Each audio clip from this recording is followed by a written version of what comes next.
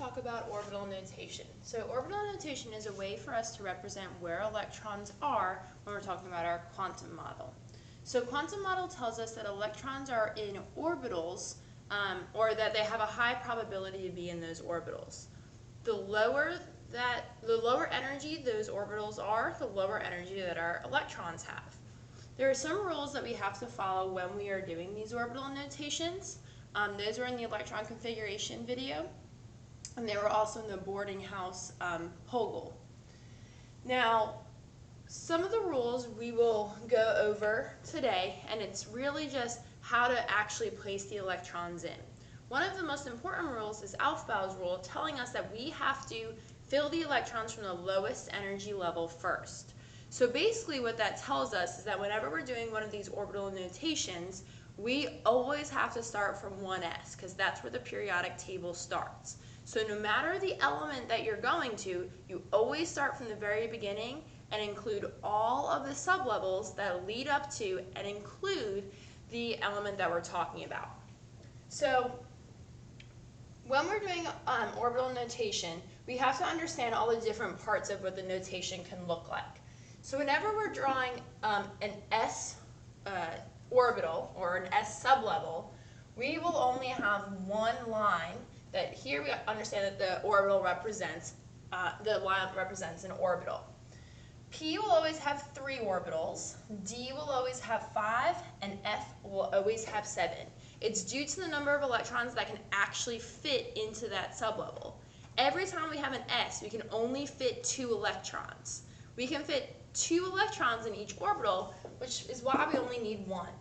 P will always have the max amount that it can fit as 6. So if each orbital can fit 2, then we only need 3 orbitals. D can fit a max amount of 10, and F can fit a max amount of 14.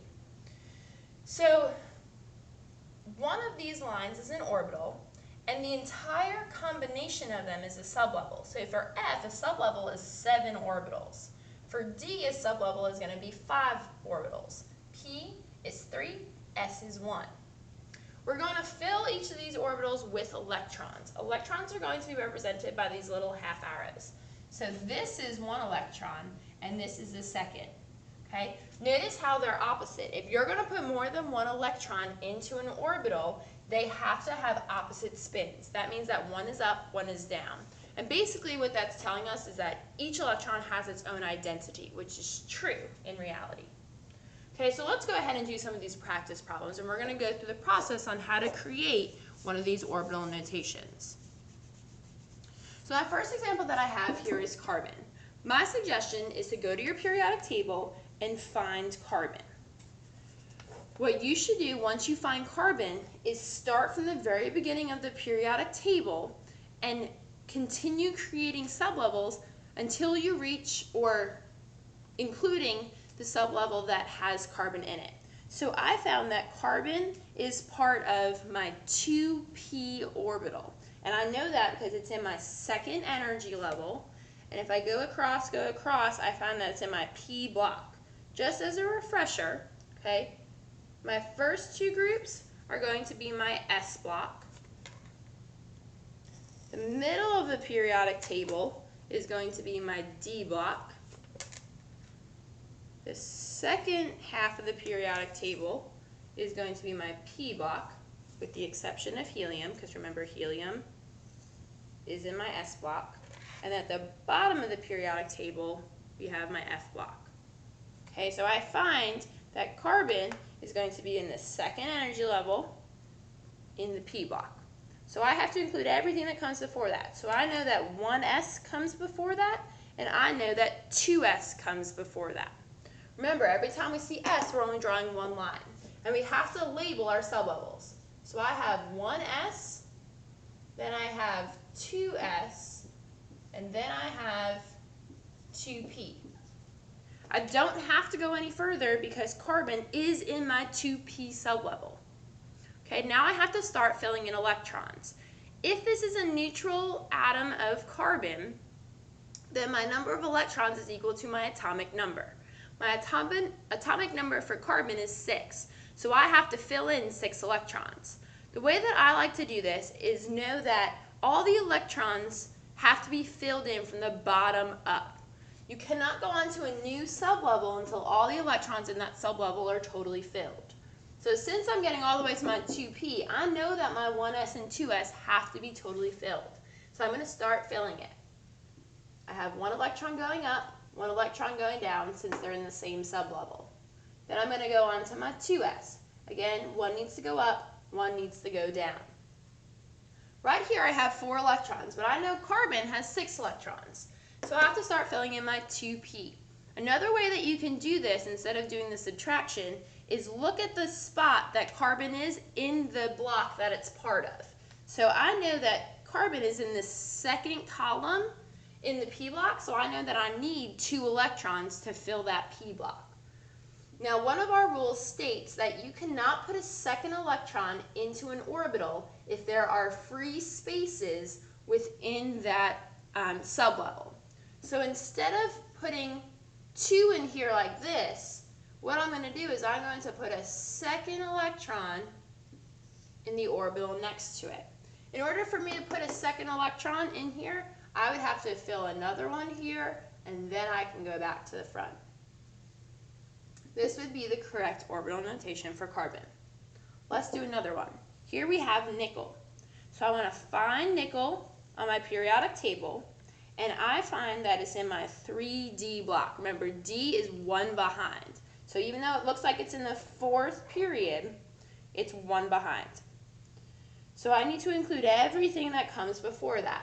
Now the order will become pattern, but you can also use your reasoning skills to say, okay, what energy level is it in based on the location in the periodic table, 1, 2, 3, 4, 5, 6, 7, and then figuring out your blocks. What side of the periodic table am I on? Am I in the S block to the left? Am I in the P block, D, F?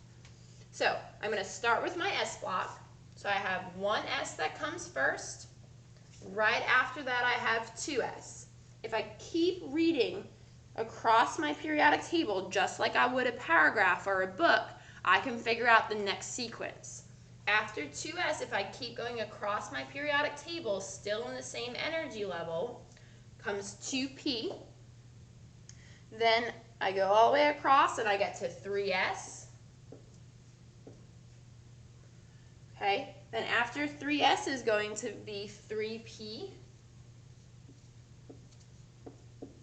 I'm going to erase potassium here so that I make sure you can see this. Okay, after 3p is my 4s. After my 4s is going to be my 3d.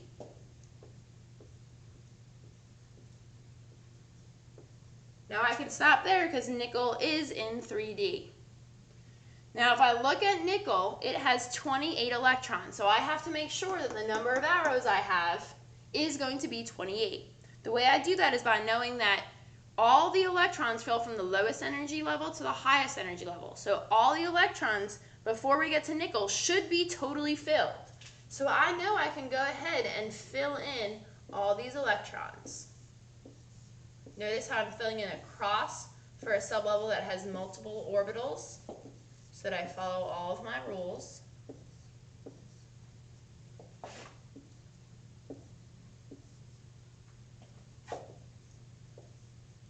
Okay, now D. I look at the position that nickel is on the periodic in the D block on the periodic table. It is in the 8th column, so I know that I need 8 electrons to be part of my D sublevel.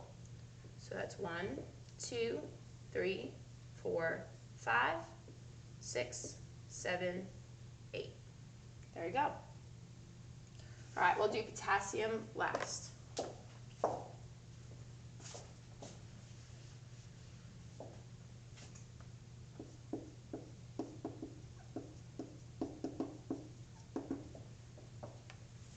Okay, so I'm going to find potassium on my periodic table, and I notice it's right here. That's in my 4th energy level, and that is in my S block. So I know that I'm going all the way up to 4s. So again, I start from the very beginning of the periodic table.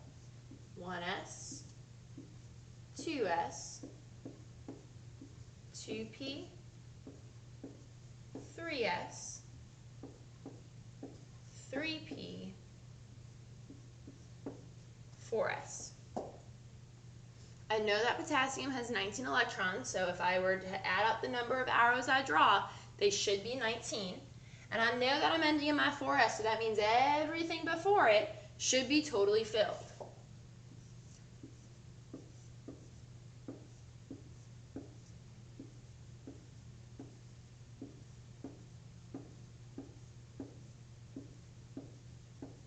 Then I look at the position of potassium on the periodic table, and I know that it's in the first column, so I should only have one electron in there.